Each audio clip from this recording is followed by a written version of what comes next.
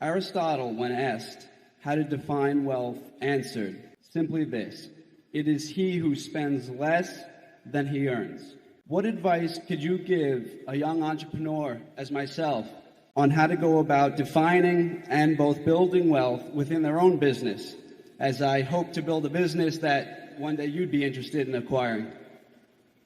I predict you're going to build one. You know, it may not quite get to the size that we're a moving target as well. But if you start off with that principle you just enunciated, there are probably some other similar principles that you'll have that we would also agree with. There's nothing like following your passion. I mean, I love what I do, obviously, and I've loved it the whole time I've done it. Charlie is the same way.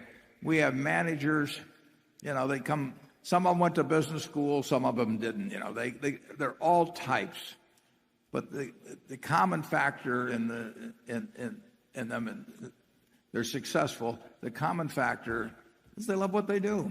You know, and you've got to find that in life. And some people are very lucky in finding it very early. I was dumb luck that my father happened to be in the securities business. So when I would go to his office, there were a lot of books to read, and I got entranced with that. But you know, if he'd been in some other occupation, I think I would have read those books eventually, but it would have been a lot later. So if you find something that turns you on, my guess is you're going to do very well in it. And the beauty of it is, in a sense, there's not that much competition. I mean, there are not a lot of people out there that are going to be running faster than you in the race that you elect to get into. And if you haven't found it yet, you may well have found it. But if you haven't found it yet, you know, you've got to keep looking. We've got the 70-plus managers.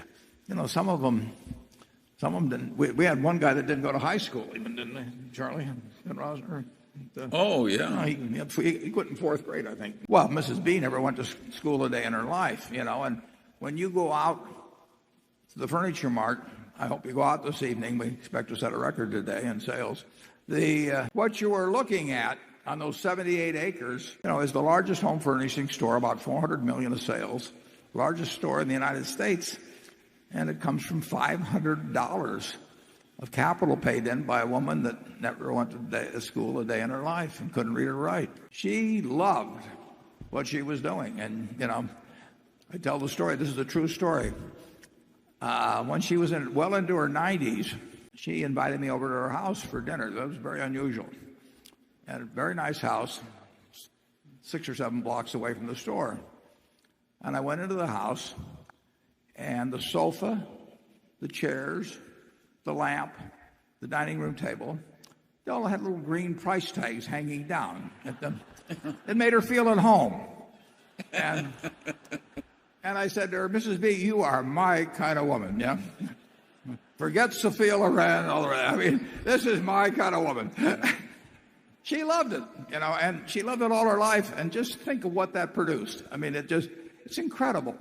I mean, one time my dad used to quote Emerson that the power that lies within you is new in nature, you know, and basically the power that was within Mrs. B was new in nature. And just over a lifetime, it produced amazing things. So find your passion, and then don't let anything stop you.